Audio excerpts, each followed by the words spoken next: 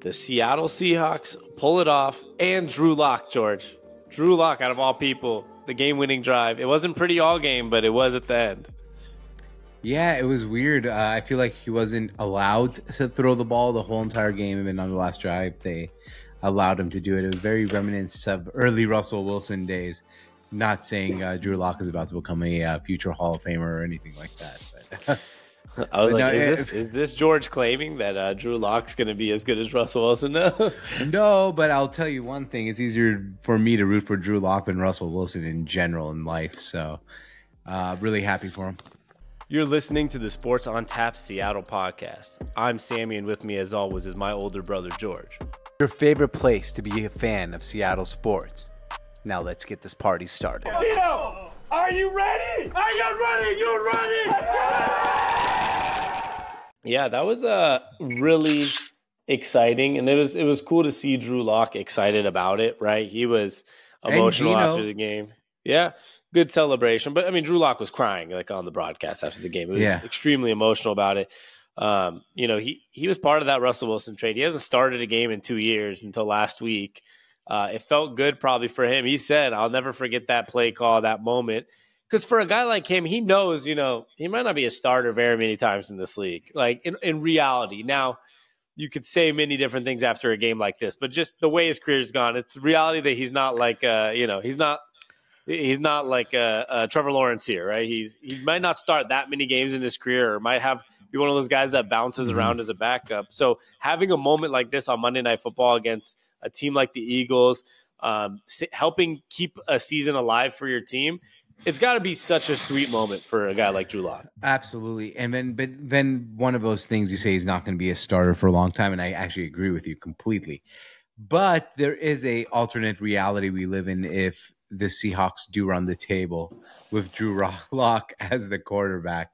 You're going to be having a lot of Seahawk fans clamoring to give him a shot, and the coaching staff might say, hey, we won 4 games in a row. We beat the defending NFC champions, and we won 4. I don't know if he's going to be the starter. Who knows? But there is a world where if he wins the last 4 games of the season, we're talking ourselves into Drew Lock. Probably not starting next week, George. Honestly, no. I think after that drive, he will be starting next week. Okay. He will. We got to call a timeout here. No. The way we know the Seahawks, they don't make these abrupt decisions, okay? Like, at the end of the day, as much as I actually believe he should start, right? You win a game like that, let's just see what happens. We lost the last 4 games, whatever, right? Geno Smith's getting the start next week if he's healthy.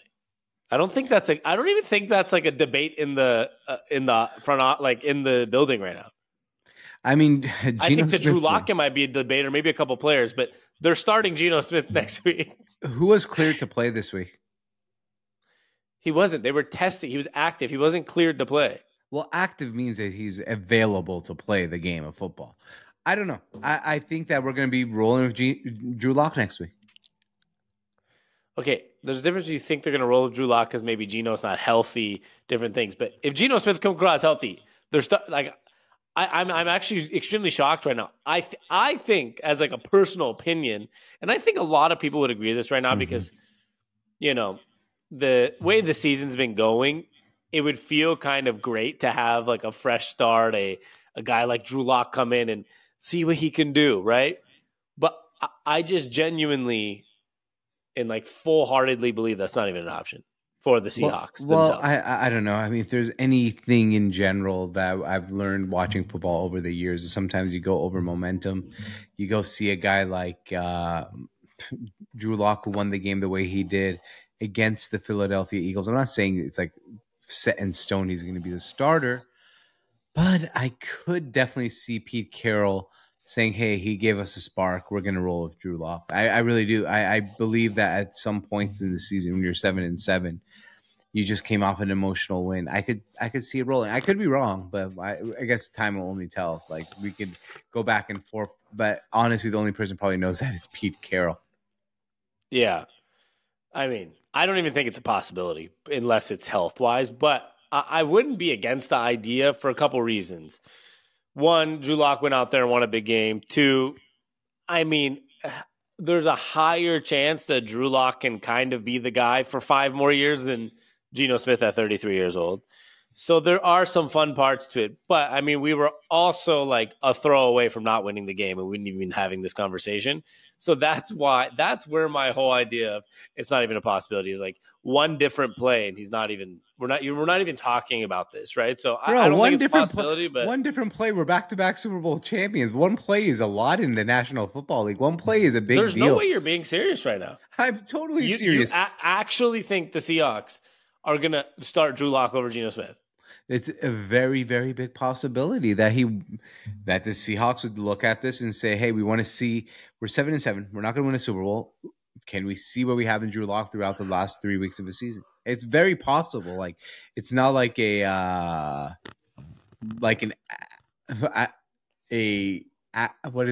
word for it? An insane thing to say that they might look at that as an option. I think it is. I think no, it's not all right. You don't have to give attitude, bro. I'm laughing. I'm just saying, to me, it's insane. The guy is not the starter. We saw him last week. He's not very good, and he had a decent week this week. He didn't have an outstanding game this week. Geno Smith actually has played pretty decent this season. Like, I don't think one drive's going to lose him his job. All right. Well, I could be wrong. I'm just giving you my what I think is a possibility with the Seattle Seahawks, but maybe I'm an insane dude, but I've seen crazier things in the National Football League. I feel like Geno Smith is our Hall of Fame quarterback that is never like we're already looking at next season and be like, all right, we're probably not going to want to go in with Geno Smith. So do we see what we have with Drew Lock? It's very possible. You're thinking from a fan's perspective, not like what I think what they're thinking in the building. I think there's a big difference, and I've done that many times. I mean, at the end of the day, like I said, I could be wrong. We all believed Drew Lock was going to be the starter last year. Remember, like it was like, oh my God, year one of Drew Lock, here we come, and everyone was like, what the hell, Geno Smith's the starter? So things happen, right? Like, I mean, both sides of the story. Fans believe things that aren't true, and sometimes there's things we don't believe are going to happen, and they do, like you're saying. Exactly. Like maybe Pete Carroll wakes up and says, yeah, fuck it, roll the dice, like see what happens. But that's what I'm saying. I just don't think it's actually something being discussed if Geno's healthy. But maybe you're right. Maybe today was all fucking facade, right? And it was like Geno's kind of ready, but they're like, yeah, we could try Drew Lock one more game. I feel like that'd be. I think that'd be nuts. That's exactly I actually think that's exactly what happened.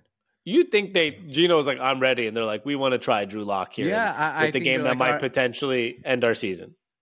Well, I mean, he did practice through the whole entire week. He was more prepared. That was because of injury. Right. I know, but like, is it possible? Yeah, it's absolutely possible. It's not like I know, but what I would say, there's a big difference between a facade that he was like either faking an injury or a facade like of game day, like, oh, there's no chance type of thing. Yeah, like they didn't fake the injury throughout the week, right? Of course, they didn't fake the injury. I'm just saying there is a possibility in life that the Seahawks are looking and saying, okay, well, we got to know what we have going into next year. Drew Lock's on a 1-year contract.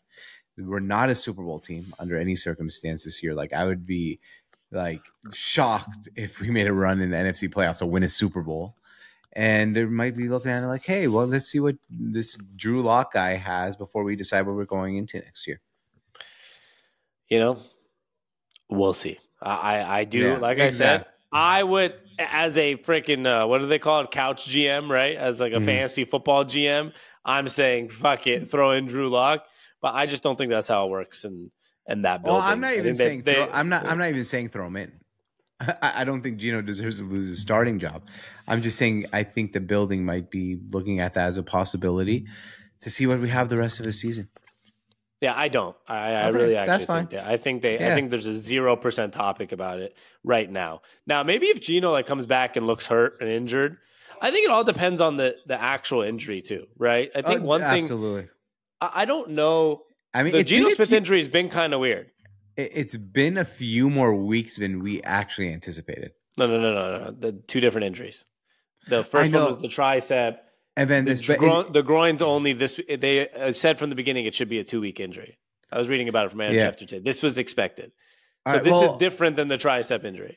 let's just say he comes back from this, or not able to come back next week from this injury, and then Locke goes in and wins another game. What do you do? Now, yeah, then there's obviously the conversation takes it to the next level, right? Yeah, right. I think the tough thing for Locke too is he unfortunately had to walk into his first game against the 49ers defense, which was that's not the best opportunity.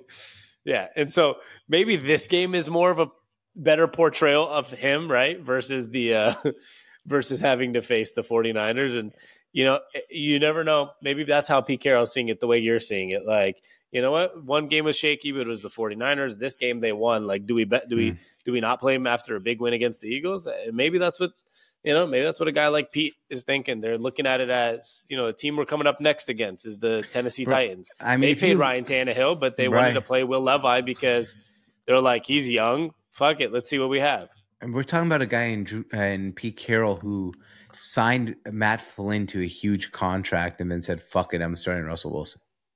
Okay. But as we started this podcast, Drew Lock and Russell Wilson, I don't think are the best comparisons because Russell Wilson, Super Bowl winning Hall of Fame quarterback. So here's the difference. Russell Wilson beat out Matt Flynn in camp. Drew Lock lost out to Geno Smith 2 years straight. Yeah, absolutely. Yeah. No, that's totally. a huge difference. Yeah, but I just think when your team is desperate, which we are right now, right? We're 7-7. We're desperately trying to make a playoff push. Sometimes you might do things that most people don't expect. That's all.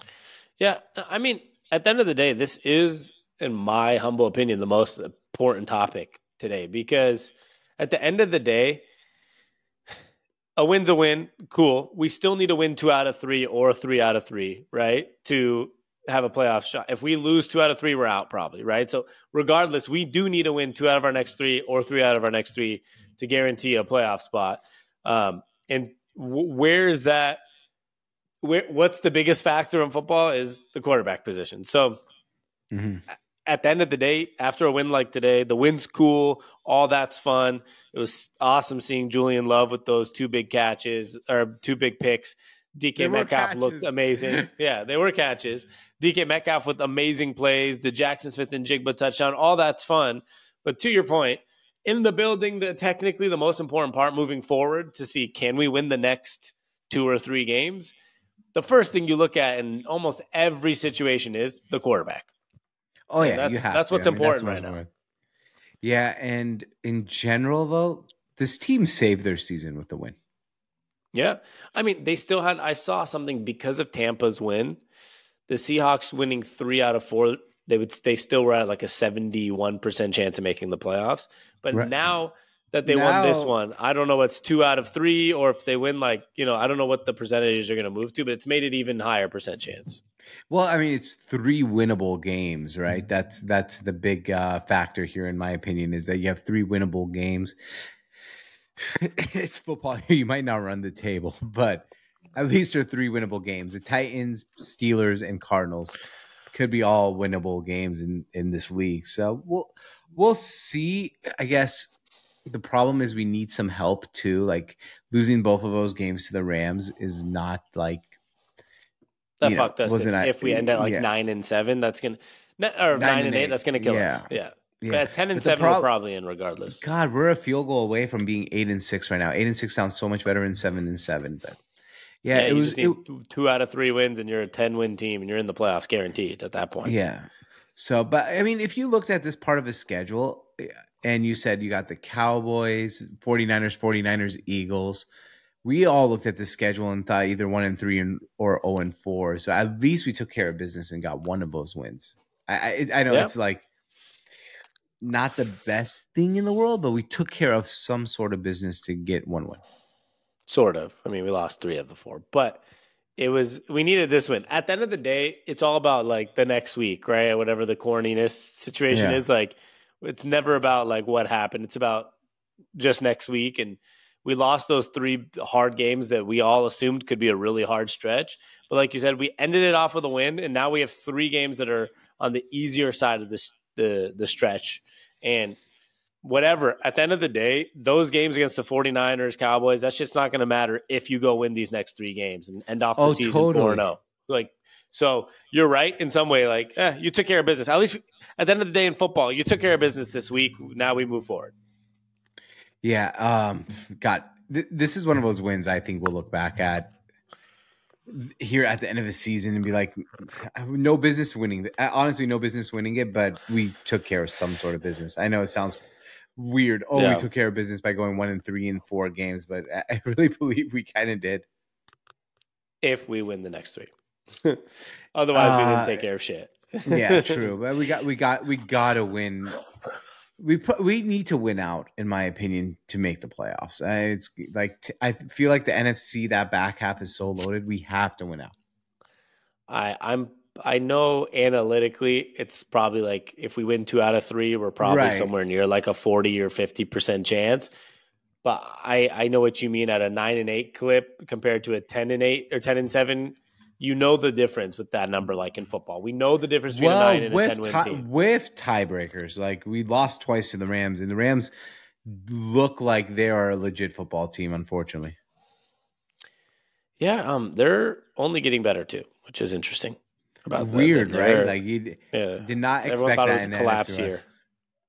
Yeah, but that's football for you. But here's the deal. At the end of the day, winning out will probably take care of business. At the end of the day, I don't see a scenario where right now there's only 4 teams at 7-7. It's the Vikings, Rams, Seahawks, and Saints. Okay, so those 4 are fighting for the last 2 spots. Right. I don't foresee a world where all 4 of them go 3-0 or go 4-0. Right. So if you win, 3-0. If you win 3. There's like probably a 90% chance you're in because somebody's going to lose. But if you lose 2 out of 3, or win 2 out of 3 only, like you said, you never know. Rams win 2 games, Vikings win 2 games, it's over. You're out, even with a 9-win team. So yeah, it's kind of sad. Like at the end of the day, you get 9 wins, you should make the playoffs. You feel like, but it's the way the cookie crumbles. Okay, that's the way I lost you for a second, but you said that's the way I lost the you for a second too. Okay, well. That was exciting. Overall, outside of the Geno and Drew Lock debate, at the end of the day, I will say on the less positive side for 1 second is despite a phenomenal win, there was definitely some underwhelming feeling at a lot of the first half on the offense and defense. Mm-hmm. And it's a weird curse, I feel like, as a Seahawks fan that we have, which is 1 good half, 1 bad half. Like it's like every game. But for the first time in a while, it felt like a good second half instead of first half. It's been the opposite a lot of times. Like, the offense looks okay in the first half and then nothing. This is what I kept saying about this team. I think I talked about it on Wednesday or whenever we did the last podcast, was this team just keeps coming across as not good, but not bad. Like nobody wants to be in the average limbo, but like, I think we're continuing to prove that like, we're really not that bad. But we're just not that good yet, and there's something there, but it's just not 100% clicking yet. Maybe it clicks. We're a mediocre football team at the end of the day. This is what we are.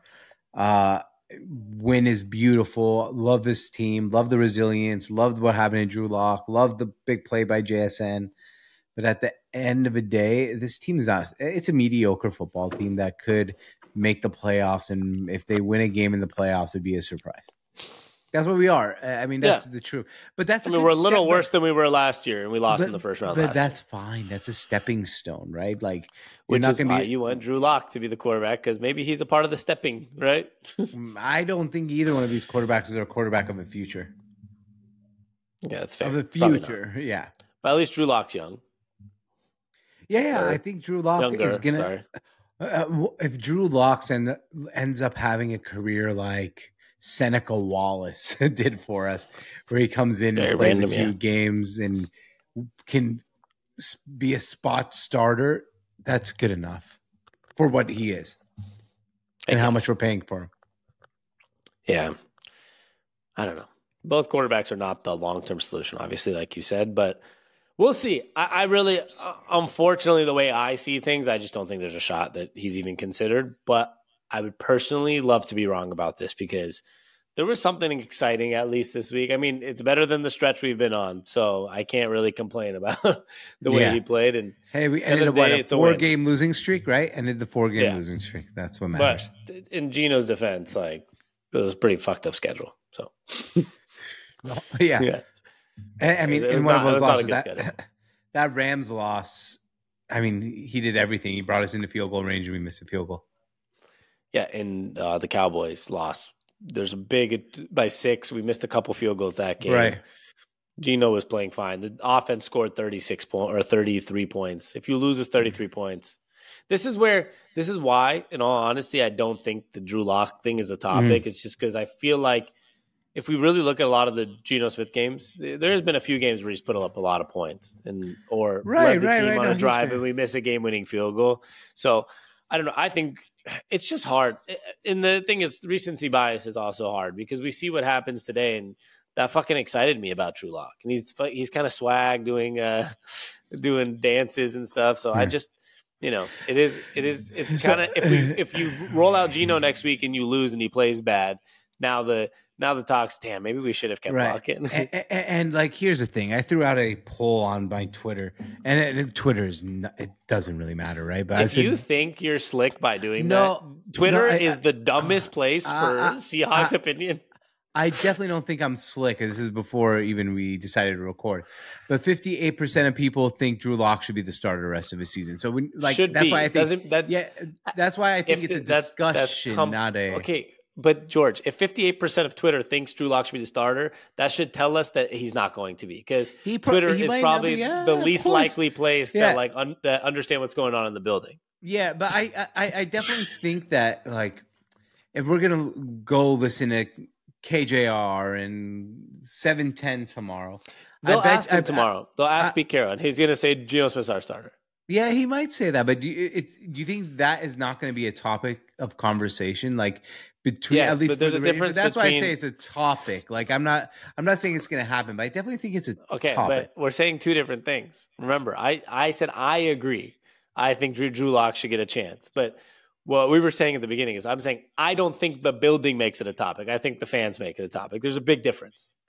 Yeah, I guess. I don't know. I mean, honestly, my thing is, I would go with Geno Smith too, but I'm just saying I definitely think it's a topic, and I definitely think that it's something most Seattle Seahawks centered content we'll be talking about this week, and could be a topic in the building for at least a moment. It'll be a conversation had. It might be a 30-second conversation that ends up being like, no, but I definitely think it's a topic.